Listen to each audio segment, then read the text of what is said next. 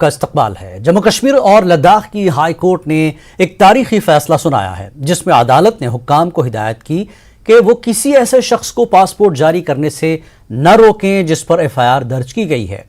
इस फैसले को उन हजारों दरख्वास्त दहिंदगान के लिए एक बड़ी राहत के तौर पर देखा जा रहा है जिनकी पासपोर्ट दरख्वास्त सिर्फ इसलिए मुस्तरद कर दी गई थी कि उन पर एफआईआर दर्ज थी। हमारे assistant news editor Parvez Bhatt की देखिए खास रिपोर्ट।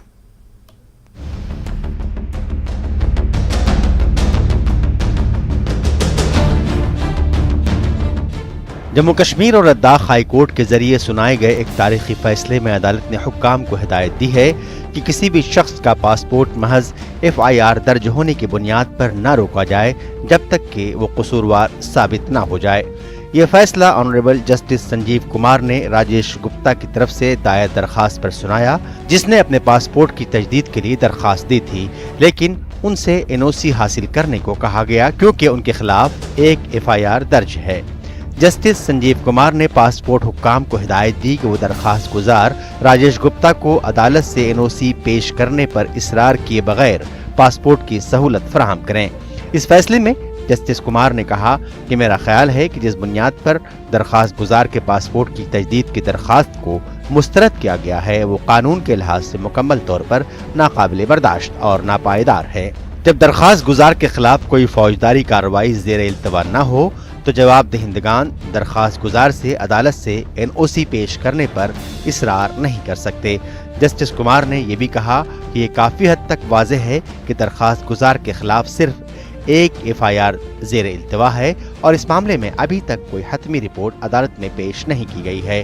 कानूनी उमूर के माहिरीन ने इस फैसले को तारीखी फैसला करार दिया है।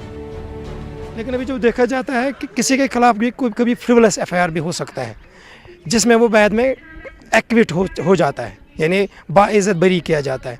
लेकिन अगर उस एफआईआर की इन्वेस्टिगेशन और ट्रायल में मान लीजिए 2 साल 3 साल 4 साल 5 साल लगेंगे। बंदे ने जिस टाइम एफआईआर के लिए अप्लाई किया उस टाइम बंदे को फॉरेन जाना था, तो फॉरेन जाने से उसको रुकाया गया जिससे उसका right to move abroad violate हो गया आर्टिकल 21, या हेल्थ ग्राउंड्स के लिए जाना हो या एजुकेशनल ग्राउंड्स के लिए जाना हो।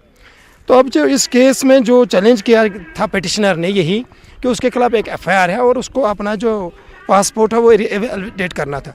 तो पासपोर्ट अथॉरिटी ने बोला था आपके खिलाफ 2019 में एक एफआईआर लॉन्च किया गया, लेकिन जो पिटिशनर बोलता है उस एफआईआर में उसको चांसेस है एक्विट होने के, इसीलिए पिटिशनर ने चैलेंज किया। तो ऑनरेबल हाई कोर्ट ने एक लैंडमार्क जजमेंट दिया जो पहले जिस कर्नाटक हाई कोर्ट ने भी दी थी और जिस इलाहाबाद हाई कोर्ट ने भी दी थी। तो ऑनरेबल हाई कोर्ट ने ये बोला कि ऑनरेबल जस्टिस संजीव कुमार ने लैंडमार्क जजमेंट देते हुए कि ये ज़रूरी नहीं है कि FIR mere launching of an FIR is not a ground to deny the passport. तो एक लैंडमार्क डिसीजन है और 24/11 को ये जजमेंट आई है।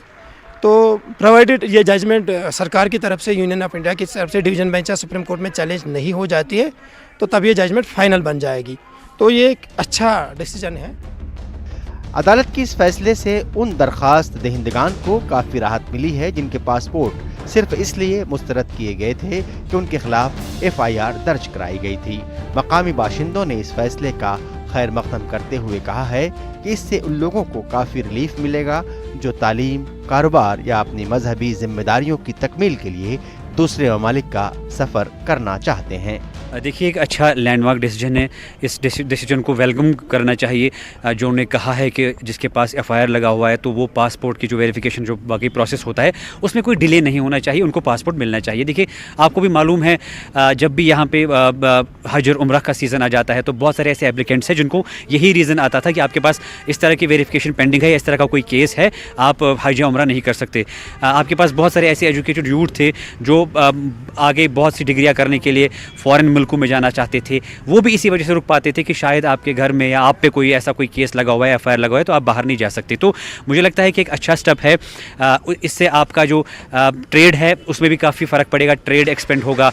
एजुकेशन के लिए आप लोग बाहर जा सकते हैं, हज एंड उम्रा के लिए एक हैसल फ्री प्रोसेस रहेगा। तो एक वेलकम स्टेप है, अप्रिशिएटेबल स्टेप है। लेकिन अब बात यह है कि अगर हाई कोर्ट ने इस चीज़ को कहा है कि ये चीज़ होना चाहिए, लेकिन ग्राउंड लेवल पर ये चीज़ इंप्लीमेंट होनी चाहिए। जो कंसर्न डिपार्टमेंट है उनको हिदायत मिलनी चाहिए कि इसको हैसल फ्री बनाइए, इस चीज़ को ग्राउंड लेवल पे इंप्लीमेंट कीजिए और उन लोगों को राहत पहुंचाइए जो काफ़ी अरसे से, काफ़ी बरसों से इस चीज़ की वजह से दो चार हो रहे हैं और परेशानी का सामना कर रहे हैं। जम्मू कश्मीर हाई कोर्ट ने एक लैंडमार्क डिसीजन लेते हुए ये जजमेंट सुनाया है कि जिस एप्लीकेंट ने पासपोर्ट के लिए अप्लाई किया हो और सिर्फ उस पर एक एफआईआर रजिस्टर हुआ हो उसे पासपोर्ट दे दिया जाए, उसे पासपोर्ट नहीं रोका जाए। ये इंस्ट्रक्शंस गई हैं। एक केस जो चल रहा था जम्मू कश्मीर हाई कोर्ट में जिसमें जो एप्लीकेंट था उसने रिन्यूअल के लिए वहाँ पे अप्लाई किया था, लेकिन उससे एक एफआईआर की वजह से पासपोर्ट रिन्यू नहीं किया जा रहा था। तो ऑनरेबल जस्टिस संजीव कुमार ने ये जजमेंट दिया है कि जितने भी एप्लीकेंट्स हैं जिन पे सिर्फ एफआईआर रजिस्टर हुआ हो और उनके जो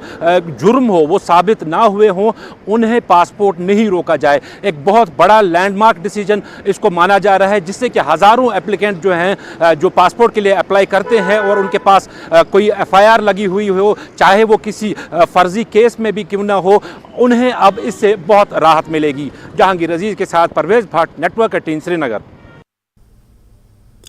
जम्मू कश्मीर हुकूमत